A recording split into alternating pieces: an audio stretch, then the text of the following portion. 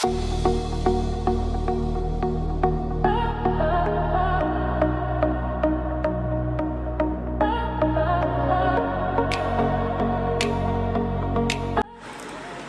അസ്സലാമു അലൈക്കും. 1 2 3 മാഗി കൊണ്ട് നമുക്കൊരു സ്പെഷ്യലാക്കാം. എങ്ങനെ സ്പെഷ്യലാക്കാൻ നോക്കാം. ചെറിയൊരു ടിപ്സാണ് ഞാൻ കാണിക്കുന്നത്. അപ്പോൾ ഒരു സവാള എടുത്തിട്ടുണ്ട്. ഒരു വലുതെങ്കിൽ ഒരു കഷ്ണം മതി, ചെറിയതെങ്കിൽ ഒന്ന് മതി. പിന്നെ വറ്റൽ മുളക്, കാശ്മീരി ചില്ലി മുളക് അതൊന്ന് എടുക്കണം. എന്നിട്ട് ഇതിൽ നമുക്കൊരു സ്പെഷ്യൽ ഉണ്ടാക്കാം. നമ്മൾ കുട്ടികളെല്ലാം ഉപയോഗിക്കുന്നതാണ് 1 2 3 മാഗി. ഇതിലേക്ക് സോയാ സോസ് വേണം. മാഗിനെ നമുക്ക് ചെറിയ ചെറിയ പീസാക്കിയിട്ട് എടുക്കാം. ഇതിലൊരു മസാലയുണ്ട്. മസാല എല്ലാം ഉപയോഗിച്ച് നമുക്കൊരു ചെറിയൊരു മാഗി കറി ഉണ്ടാക്കാം. നല്ലൊരു ടേസ്റ്റിയായ മാഗി കറിയാണ്. ചെറിയൊരു ടിപ്സാണ് ഞാൻ ഉണ്ടാക്കുന്നത്.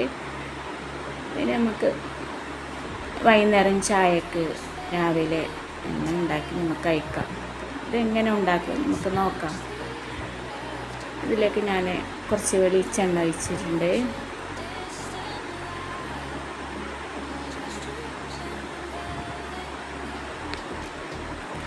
എന്നിട്ട് ഇതിലേക്ക് വറ്റൽ മുളക് പീസ് പീസാക്കി ഇതിലേക്ക് ഇടാം. സവാളയിലേക്ക് ചേർക്കാം. നന്നായിട്ട് വഴറ്റുക. വറ്റൽ മുളക് നമുക്ക് പൊടിച്ചിട്ടിടാം, ഫ്ലെക്സ് ആക്കിയിട്ടിടാം. എന്നിട്ട് ഇതിലേക്ക് ഇഞ്ചി പച്ചമുളക് പേസ്റ്റ് ഇതിലേക്ക് കുറച്ച് ചേർക്കാം. ഒരു 1/2 ടീസ്പൂൺ, 1/4 ടീസ്പൂൺ ചേർത്താൽ മതി. കുറച്ച് മതിയാവും. നന്നായിട്ട് ഇന്ന് വഴറ്റുക അതിനെ. എന്നിട്ട് ഇതിലേക്ക് മാഗി മസാല ഇതിലേക്ക് ചേർക്കാം. മാഗി മസാല, കുരുമുളകിൻ്റെ പൊടി അതെല്ലാം ചേർത്തിട്ട് നന്നായി നമുക്ക് വഴറ്റിച്ചെടുക്കാം. എന്നിട്ട് ഇതിൽ വെള്ളം ഒഴിക്കാം. വെള്ളം ഒഴിച്ചിട്ട് തിളച്ച് വരുമ്പോൾക്ക് മാഗി ഇതിലേക്ക് ചേർക്കാം. കുറച്ച് ഞാൻ കുരുമുളക് പൊടി കുറച്ചാണ് ഞാൻ ചേർത്തിട്ടുള്ളത്. അധികം ചേർക്കാൻ നല്ല എരിവ് കൂടും. ഇതിലേക്ക് കുറച്ച് ചേർത്താൽ മതിയാവും ഇതിലേക്ക്. അതിന് മാഗി ഇട്ടിട്ട് നന്നായിട്ട് വഴറ്റുക.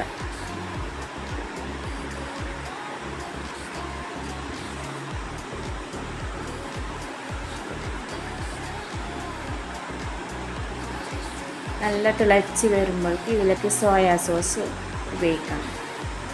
നല്ല തിളക്കണം. തിളച്ചിട്ട് വെള്ളമെല്ലാം കുറച്ച് ആറിയിട്ട് ഇതിലേക്ക് സോയാ സോസ് ചേർക്കാം. നല്ലൊരു ടേസ്റ്റിയായ മാഗിയാണ്. കുട്ടികൾക്കെല്ലാം ഭയങ്കര ഇഷ്ടമാണ്. ഇതൊന്ന് ട്രൈ ചെയ്ത് നിങ്ങൾ നോക്കും. ഇതിലേക്ക് വേണമെങ്കിൽ നമുക്ക് ടൊമാറ്റോ സോസ് ഇതിലേക്ക് ചേർക്കാം. ചെറിയൊരു ടിപ്സാണ് 1 2 3 മാഗിയിൽ. നമുക്ക് ഇങ്ങനത്തെ ഒരു ഇതിലെല്ലാം റെസിപ്പിയെല്ലാം ഉണ്ടാക്കാം. ഓക്കെ.